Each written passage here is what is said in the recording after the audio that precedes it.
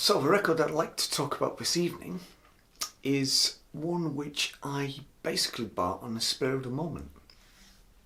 I just had an interview at a college to get onto a photography course, and they said essentially we can't tell you now that you're on, but looking at your work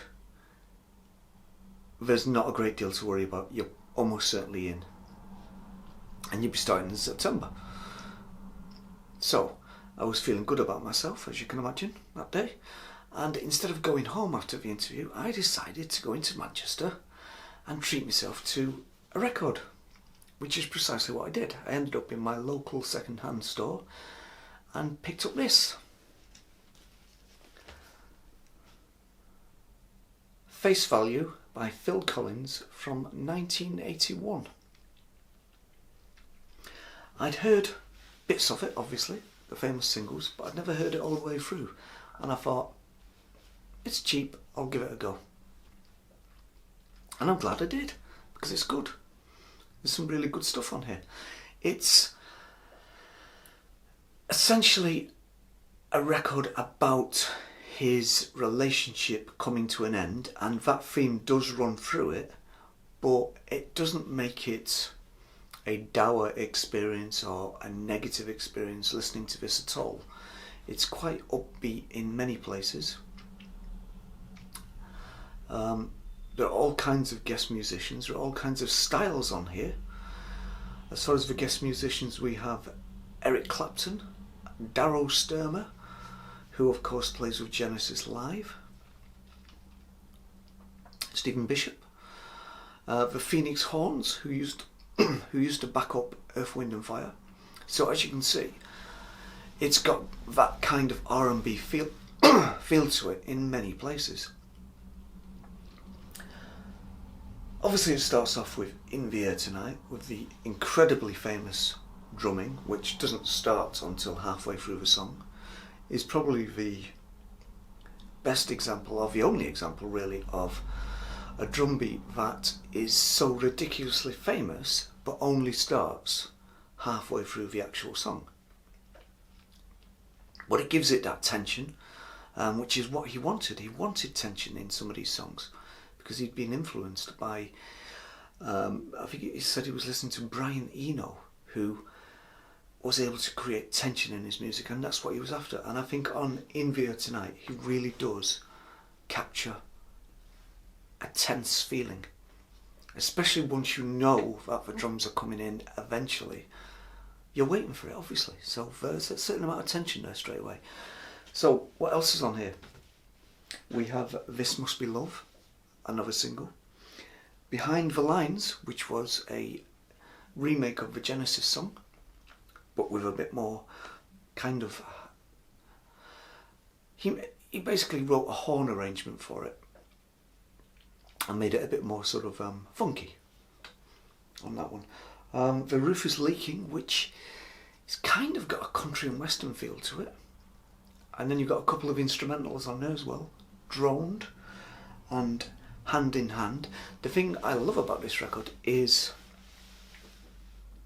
it's very drum heavy, and for an amateur drummer like myself, obviously I'm going to love that, as the drums are basically my favourite instrument in rock music really. I mean, I've always been drawn to the drums. Side 2, I Missed Again, another very famous single and a big hit for him. You Know What I Mean, Thunder and Lightning, and I'm Not Moving represent the middle of side 2. I'm not overly keen on any of those songs really, apart from Thunder and Lightning. I do like Thunder and Lightning. The other two, to me, they're kind of forgettable, a little bit forgettable. If Leaving Me Is Easy, another hit for Mr. Collins, and it finishes, for some reason, it finishes with, well, we know the reason because he was heavily influenced by this group. It finishes with Tomorrow Never Knows. Quite frankly, a bit of a mess, a bit of a dirge. I've never liked it. Obviously originally done by the Beatles, and it's no secret that Phil Collins was a massive Beatles fan. And so he thought he would do a little tribute, and plus John Lennon had just been shot as well. So it was obviously something he wanted to do. I just don't think it's much good, to be honest with you. It's not particularly enjoyable. It's a bit of a downer to end the album on, which is sad, but there you go. Now, as far as the whole relationship breakdown thing goes, I think it's a good creative way to get something like that out of your system. As I said before, it could have easily been misery upon misery upon misery listening to this record, but it isn't. And I think one of the reasons it isn't is Phil's great drum beats and the addition of the Phoenix horns. It really gives it a kind of much lighter edge. I think without that sound, it may well have been a bit of a misery fest. It could well have been, because this is a very dark matter that we're talking about, the end of a marriage. It could have been a very different sounding record. Let's just put it like that.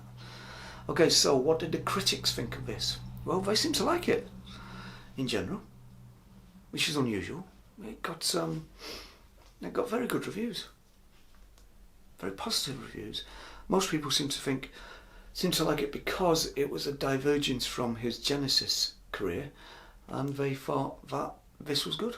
This was a positive move from Phil Collins. Personally, I prefer Phil in Genesis, because for me, this is the only Phil Collins album I've got, and the only one I want, really. The rest are just far too poppy for me. Far too poppy indeed. I prefer him with Genesis. I'm not going to make a secret of that. I really do prefer the Genesis work to Phil's solo work. So how did it do in the charts? Well, it did very well. It did very well, as you would expect. Number 1 in Britain, Canada, Sweden. In America, number 7. So that's not too bad at all.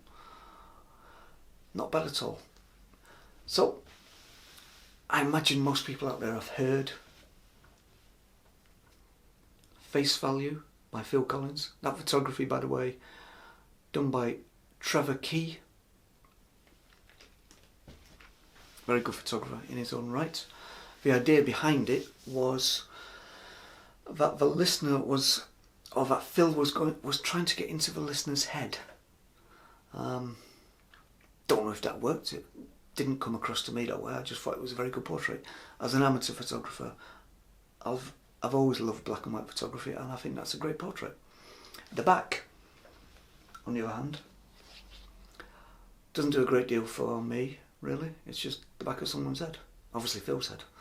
But anyway, yeah, so have you heard the whole album all the way through? Obviously you've heard the singles, but have you heard Face Value all the way through? And if you have, you didn't think it was a misery fest, did you? It's much more upbeat than that. Or have I got the wrong end of the stick? Just because it's about a divorce doesn't mean it's going to be a miserable experience.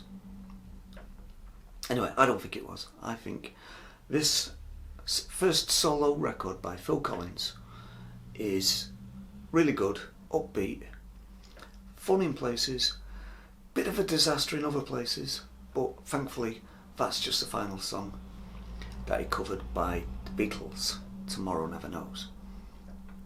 So all in all, I still think this holds up well today as a good rock pop classic debut solo album from Phil Collins. So that's Phil Collins, Face Value from 1981.